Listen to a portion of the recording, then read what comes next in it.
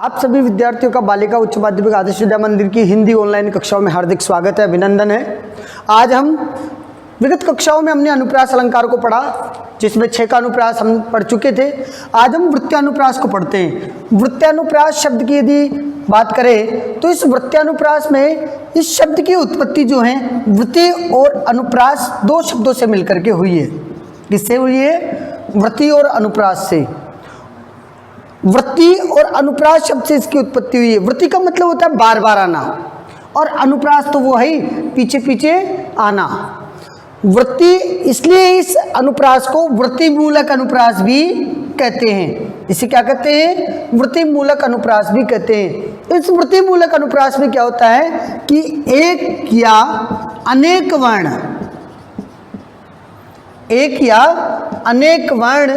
जब अनेक वर्णों की आवृत्ति बार बार होती है उसे वृत्यानुप्रास कहते हैं, या वो वृत्यानुप्रास कहलाता है। यूं कहें तो रसों के अनुरूप उनकी जो वृत्ति है, रसों के अनुरूप उनकी वृत्ति के अनुसार ही वर्णों का आगमन होता है। देखिएगा, रसों के अनुरूप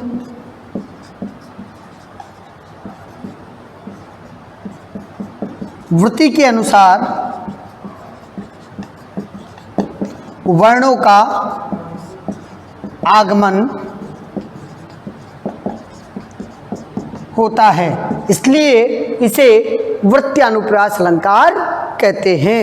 वृत्ति के अनुकूल वर्णों का प्रयोग किया जाने के कारण इसे वृत्यानुप्रास अलंकार कहते हैं। अब इसकी उदाहरण आप देखिएगा कि वृत्ति कैसे होती है।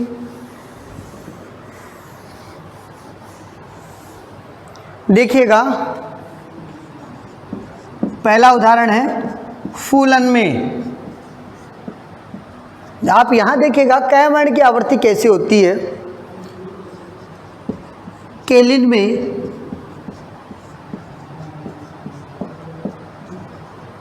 कछारन में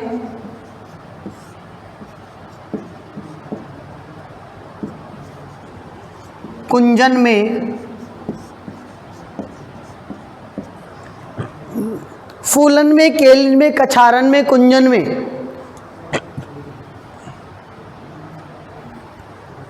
क्यारिन में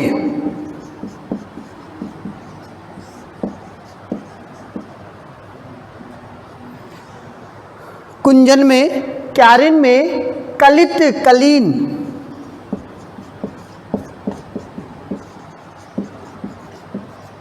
कलित, कुलीन, किलंकत है।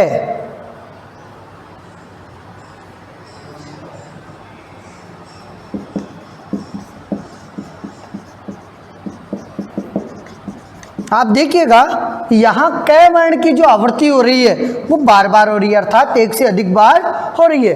वर्णावृत्ति के कारण ही इसे वृत्यानुप्रास अलंकार का प्रयोग इसमें किया। क्यों किया? क्योंकि वृत्ति के अनुसार, और वृत्ति किसके अनुसार?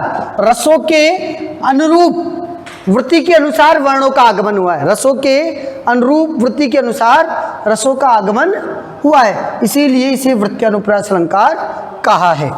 आगे आप पढ़ते हैं, आगे देखते हैं तो इसके उदाहरण देखिए। उदाहरण नंबर 2, तरनी, तनुजा, तट, तमाल, तरुवर, बहु, छाय।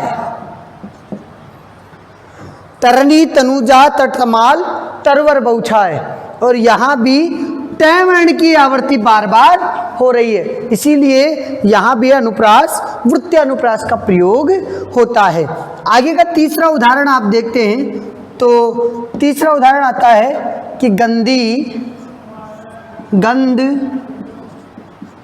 गुलाब की, गवई, गाहक, कौन।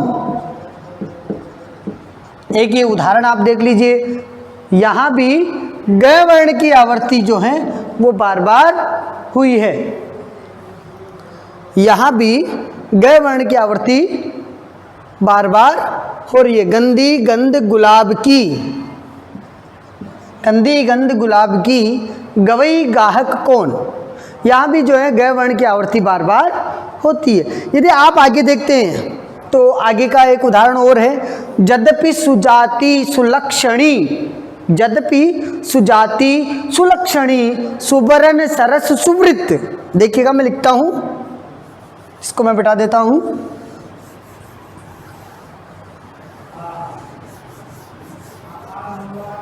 चौथा उदाहरण मैंने आपको बताया, यद्यपि सुजाति, और आप देखिएगा कि यहां जो है, यहां भी जो स वर्ण है, इस स वर्ण की जो आवृत्ति है वो बार बार होगी।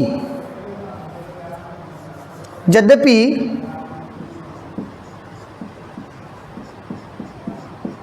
सुजाति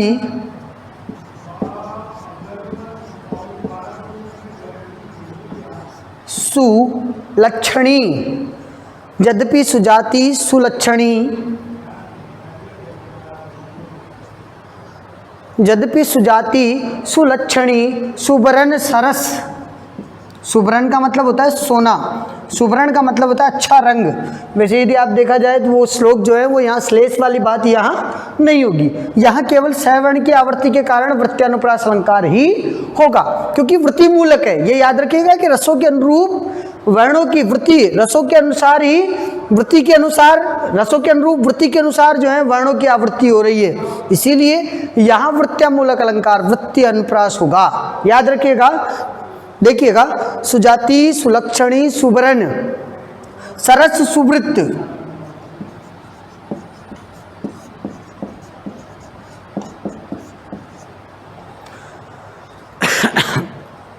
यद्यपि सुजाति सुलक्षणी सुबरन सरस सुवृत्त। यहां देखिएगा स वर्ण की आवृत्ति बार बार हो रही है, इसलिए इसमें वृत्त्यानुप्रास होगा। आगे हम चलते हैं श्रुत्यानुप्रास। श्रुति के अनुसार अनुप्रास का प्रयोग कैसे होता है। श्रुति जो होती है उसके अनेक प्रकार के अर्थ भी लिए जाते हैं। वास्तविकता में श्रुति क्या है कि जहां उच्चारण स्थान है, जो उच्चारण वर्णों का उच्चारण स्थान है, आपने पढ़े होंगे वर्णों के उच्चारण स्थान के विषय में। मैं आपको बेसिकली चीज बता देता हूं, वर्णों का उच्चारण स्थान क्या है कि यदि आप वास्तविकता में देखें तो जो मानव है, ये मानव का जो मुख है, इस मुख के यहाँ एक गले में घंटीनुमा आकृति लटकी रहती है जिसको हम बोलते हैं काकल्य, और जब हवा के प्रवाह से वो काकल्य जहाँ जहाँ जाकर के वो हवा स्पर्श करती है वहाँ वहाँ से ध्वनि निकलती है, और वही ध्वनि जो है वो उच्चारण कहलाती है। यदि ध्वनि गले से निकलती है तो उसको हम बोलते हैं कंठे, कंठ से निकलने के कारण उसे क्या कहा जाता है, कंठे या कंठ। यदि यही ध्वनि तालु से निकलती है तो उसको हम बोलते हैं तालव्य, तालु से निकलने के कारण उसको क्या कहते हैं, तालव्य। और यही जो ध्वनि है, यही आवाज जब मूर्धा को स्पर्श करती, मूर्धा करती है मसूड़े को, मसूड़े का जो नीचे का दांत और वहाँ का हिस्सा, वहाँ जाकर के टकराती है जिह्वा, तो उसको बोलते हैं मूर्धन्य या मूर्धा। और यदि आप देखते हैं जब वो दांत से जिह्वा जाकर के स्पर्श करती है तो उसको कहते हैं दंते या दंता, दंते। तो कंठे, तालव्य, मूर्धन्य और दंते, वत्स्रे, औष्टे, होठ से जाकर के जब होठ गोल हो जाते हैं तो वहां औष्टे कहलाती है। इसी के प्रसार यदि आप वास्तविकता की बात करें तो ये देह जो है केवल एक आकार का, ये जो शरीर है ये केवल एक ढांचा मात्र है। इसके अंदर जो वायु है उस वायु को एक नाम दिया जाता है प्राण, और इस प्राण की ही माया है कि ये देह चलती है, वायु का बार बार आना जाना। यदि ये वायु, ये प्राण अधिकता में निकलते हैं तो उसको हम बोलते हैं महाप्राण, और ये प्राण यदि कम निकलते हैं तो उसको हम बोलते हैं अल्प प्राण। अर्थात जो स्वरों में ध्वनि या हवा वेग से निकलती हो, ज़्यादा निकलती हो तो उसको हम बोलेंगे महाप्राण, और वेग से कम निकलती हो तो अल्प प्राण। जैसे आप हाथ लगा करके देख लीजिए, क ध्वनि जो है उसका प्रवाह जो है वो कम होता है, तो ये अल्प प्राण ख, ये महाप्राण ग, अल्प प्राण घ, महाप्राण। इस तरीके से अल्प प्राण और महाप्राण की व्युत्पत्ति होती है। मैं आपको वर्णावृत्ति के बारे में नहीं बता रहा, मैं आपको श्रुत्यानुप्रास अलंकार के बारे में बता रहा हूं कि जब श्रुति के अनुसार अर्थात एक समान उच्चारण स्थान वाले वर्णों की आवृत्ति होती है, जैसे कंठ, तालु, मूर्धन्य, दंत आदि जो उच्चारण स्थान हैं, उन आदि उच्चारण स्थानों से उत्पन्न होने वाले जो व्यंजन हैं या स्वर हैं, जो व्यंजन हैं, वो व्यंजन जब व्यंजनों की आवृत्ति जहाँ जहाँ बार बार होती है उन्हें श्रुत्यानुप्रास अलंकार कहते हैं। ये अनुप्रास जो है सहृदय कवियों को के कानों को सुनने में बड़ा प्रिय लगता है। श्रुति कहते हैं कान को, कानों को प्रिय लगने के कारण इसे श्रुत्यानुप्रास कहा जाता है। इसमें कंठे जो हैं, यदि आप कंठ के वर्ण देखते हैं तो अकु विसर्जनीय कंठे ए आ क वर्ग जो हैं वो कंठ में आता है। तालव्य की बात करें, इच्यु नशानाम तालु ई और च वर्ग तालव्य में आता है। यदि आप मूर्धन्य की बात करें तो ऋटुर नशानाम री वर्ग ट वर्ग, री और ट वर्ग मूर्धन्य में आता है। दंते की बात करें तो ऋतुल री और ट वर्ग जो है वो दंत में आता है। और औष्ठ्य की बात करें तो उ और प वर्ग औष्ठ्य में आता है। आप उदाहरण देखिएगा, इस उदाहरणों से मैं आपको बताता हूं।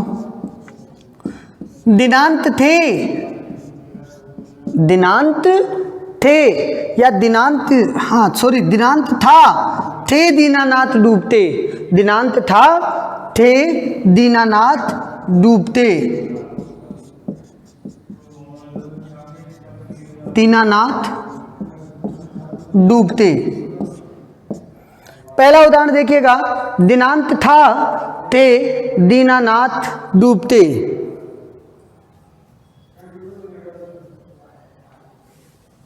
दीननाथ डूबते, दिनांत था, थे दीननाथ डूबते।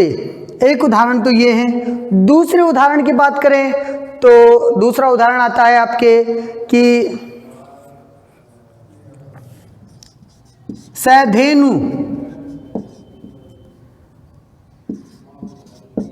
सह, सधेनु सह आते गृह, आते गृह, ग्वाल बाल सब, ग्वाल बाल सब। देखिएगा ये शब्द है, यहाँ भी जो है कहीं ना कहीं श्रुत्यानुप्रास का प्रयोग होता है। एक उदाहरण और देखती है, नभ लाली चाली निशा, नभ लाली, नभ लाली चाली निशा, नभ लाली चाली निशा चटकाली धुनकीन।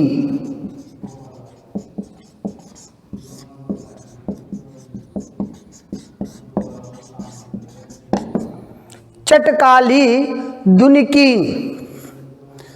ये तीन उदाहरण मैंने आपको दिए। इन तीनों उदाहरणों में आप देखते हैं लाली, चाली, चटकाली, यहाँ कहीं न कहीं अनुप्रास का प्रयोग होता है। आगे हम पढ़ते हैं अंत्यानुप्रास।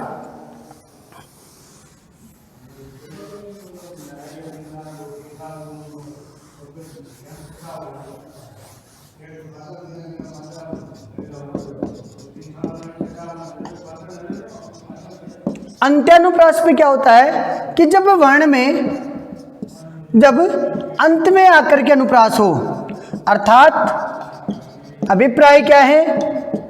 अभिप्राय यह है कि छंद की प्रत्येक पंक्ति, छंद की प्रत्येक पंक्ति के अंतिम वर्ण या वर्णों में, अंतिम वर्णों में जहां समानता होती है, जैसे मान लीजिए यहाँ अंत में आकर के तय पे समाप्त होता है तो फिर अगला लाइन तय पे होगी, फिर तय पे होगी, तो क्रमशः तय तय वर्ण की आवृत्ति बार बार होती है, तो वहां अंत्यानुप्रास होता है। तो कहते हैं कि छंद के प्रत्येक पंक्ति के अंतिम वर्ण जब क्रमशः मिलते हैं या समान रूप से समानता दिखाई जाती है अथवा तुकबंदी नजर आती है, वहां अंत्यानुप्रास होता है। जैसे एक उदाहरण है, बूंदेले हर बोलों के मुंह, बूंदेले हर बोलों के मुंह, एक कविता है सुभद्रा कुमारी चौहान की, झांसी की रानी। उसमें लिखा गया है कि बूंदेले हर बोलों के मुंह, हमने सुनी कहानी थी, खूब लड़ी मर्दानी, वो तो झांसी वाली रानी थी।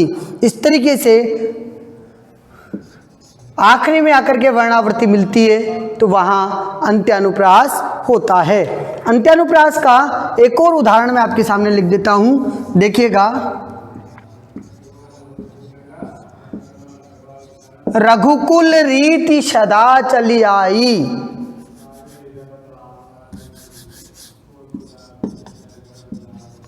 रघुकुल रीति सदा चल आई, आई प्राण जाय, प्राण जाय पर वचन न जाई, पर वचन न जाई।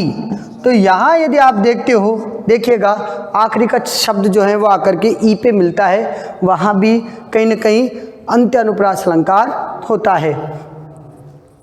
आज हमने अनुप्रास के 4 भेद, कल हमने अनुप्रास का 6 का अनुप्रास पढ़ा, आज वृत्त्यानुप्रास, श्रुत्यानुप्रास और अंत्यानुप्रास को हमने पढ़ा है।